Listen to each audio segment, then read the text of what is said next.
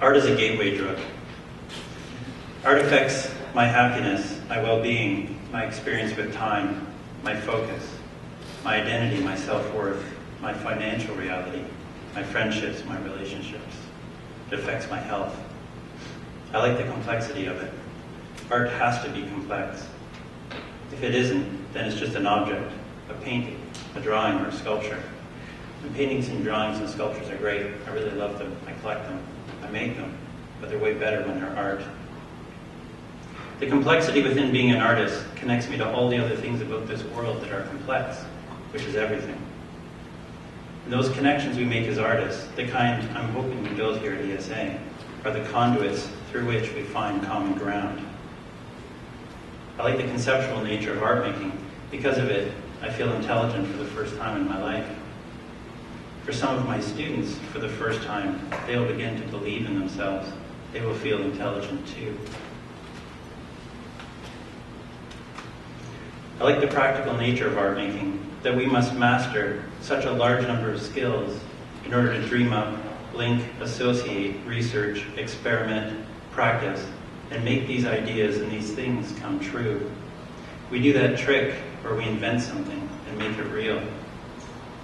I appreciate how art builds hope, how art injects inspiration.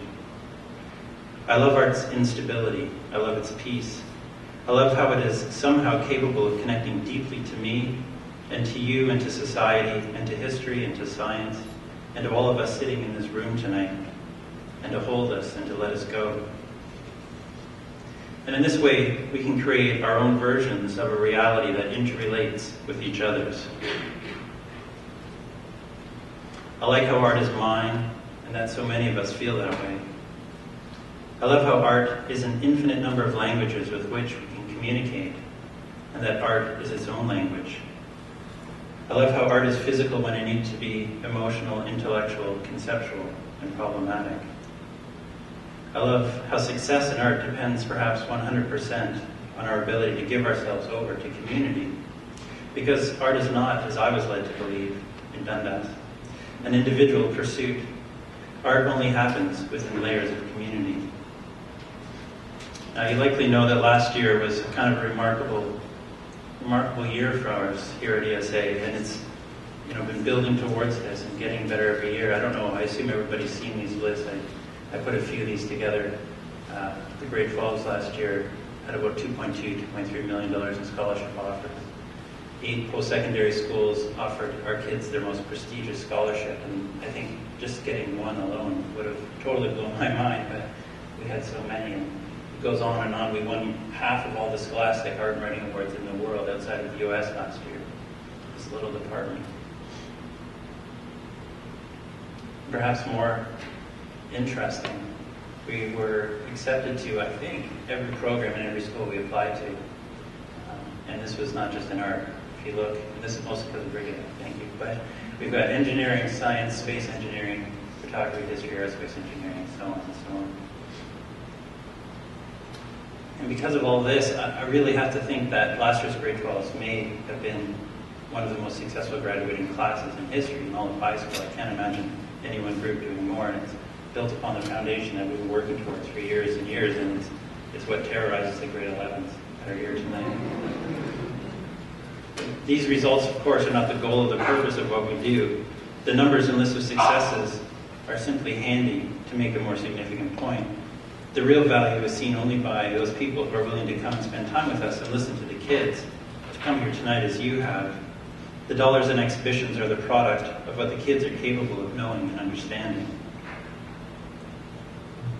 So here's the challenge. Here's a challenge I'm taking on.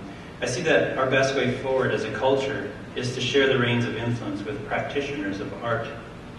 And therefore, practitioners of art must learn to be responsible for themselves in order to be responsible for the rest of us. As it stands, I think that art education has been badly mishandled. Or it's doing what it set out to do very well in, say, 1900, but we don't need it to do that anymore. I think society is missing out on a likely cure. I believe that our significant and revolutionary potential is being overlooked. My individual experience has been frustrating. It does, however, appear easy enough to fix, which is exciting. So I wonder how we move forward and what exactly is the problem. I'd like to propose that art is actually one of the most difficult activities in which to find success, because to do it well requires an uncommon breadth and depth of abilities. I don't mean we can paint our way forward, art's not painting, but to ask an artist to help find flaws in social and economic and scientific systems, to assist with strategy and programming approaches to sustainability, ethical and cultural issues, that is our potential. I asked one of the grade 10 classes right at the beginning of the year this year, after we got started, what was good about art, and here's some of their answers. It's a balance of understanding and not understanding. It's a combination of thinking, love, expression, and commentary. Through it, we feel a symbiotic glow. It's about interpretation and connection. It presents a harmony between presentation and concept. The mystery of not knowing but being able to provide my own interpretation. It makes us question society. It's about honesty. I think these are pretty remarkable answers for anyone. These guys are 14. I like to think that graduates and students and I are working towards some sort of think tank or guild, but not one separated from society on a campus, one that is integrated, a community or culture for excellence, and perhaps a foundation to fund and oversee our activities. The future on this path is full of potential. And we do this by finding what each person here is good at, then supporting that person to be the best, to the best of our abilities. This starts by being honest and finding trust, then providing individual instruction and coming to an agreement as a community about a shared and common goal, positive social change in some form or other. And at ESA we do that pretty much by the end of grade 10, so we can do other things in grade 11 and 12. And this trust is built for the most part sitting around the floor together and talking, taking risks and being supported, getting to know each other honestly through the work we're doing. Is Kendra here? No. All right. I can talk about her then. Although I'm already sick of hearing about Kendra. But so last year, Kendra graduated and had a solo exhibition, her first one, downtown Toronto. It's a great way to start your graduation. And I spoke with her mom, Kathleen, in August. We sat down in a cafe together and I wondered what it was like to go through it with her. And this, I think, is how we can begin to uncover the potential value of artists in society.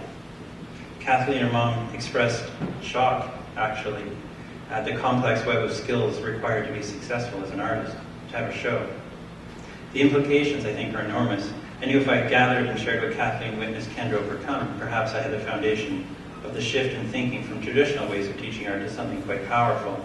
I asked Kathleen to write down what she learned, and she wrote quite a bit. Here's a piece of it. So teenage years are an emotional roller coaster as young people try to figure out where and how they fit into the world.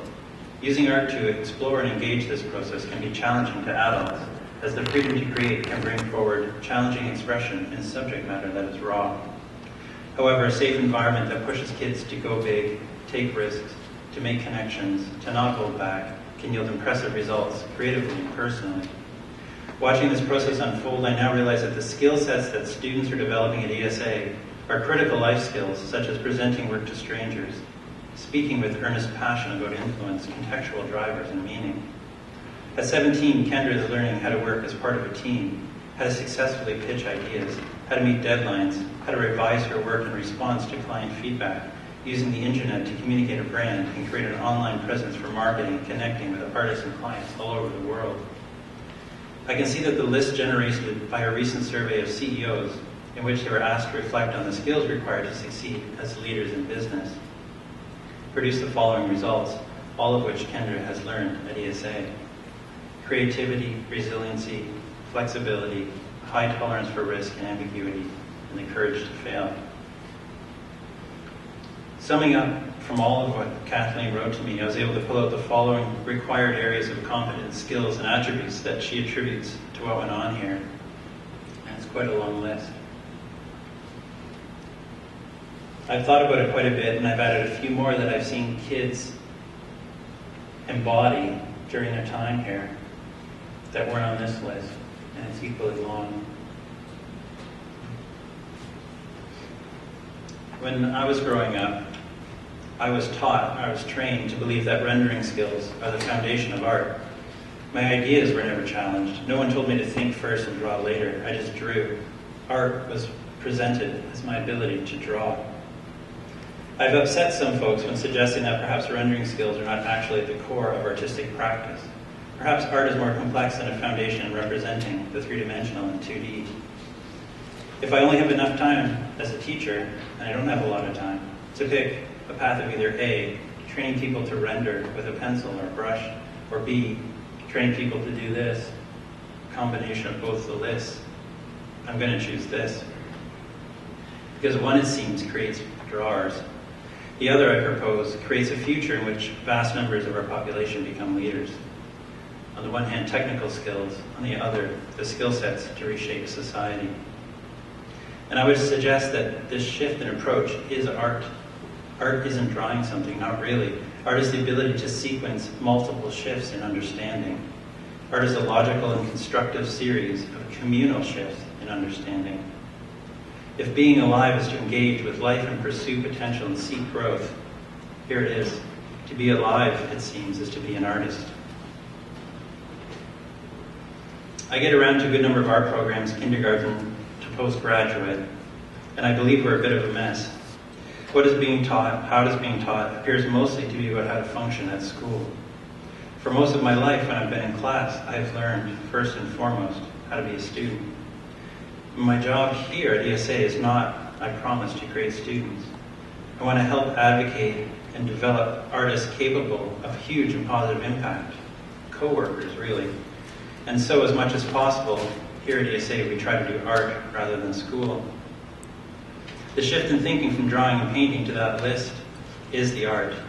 The act of changing how we see art and ourselves in the world and posing questions about it is the art itself. We have our kids with us in school for 220 days or so a year, for 7 hours a day, for 14 years in a row, junior kindergarten to grade 12. That's about 21,560 hours. I was wondering what I would do to help them become our future if I was given all those kids for 21,560 hours.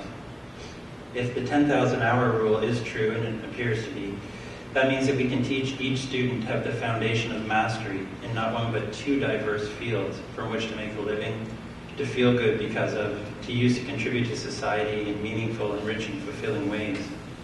Imagine every student, junior kindergarten to grade 12 in the province and the country.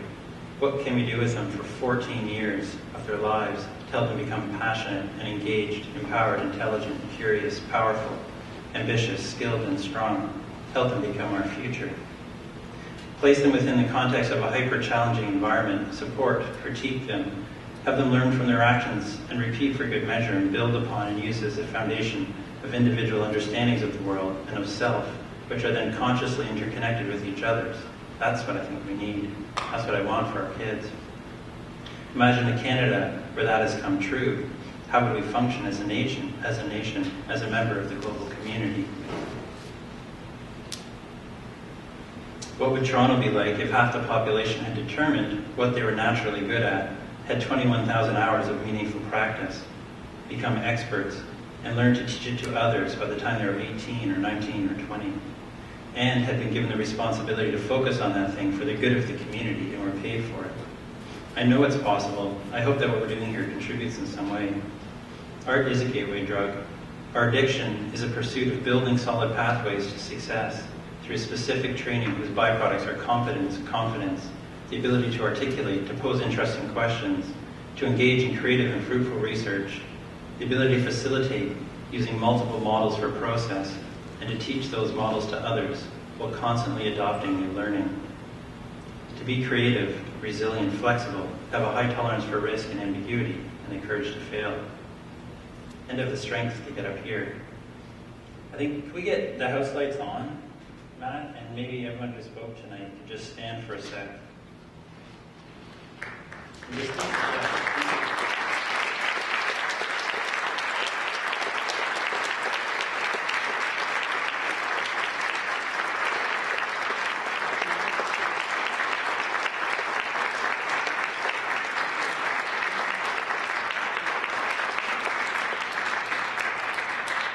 They weren't getting marked for this. They just did it because they wanted to.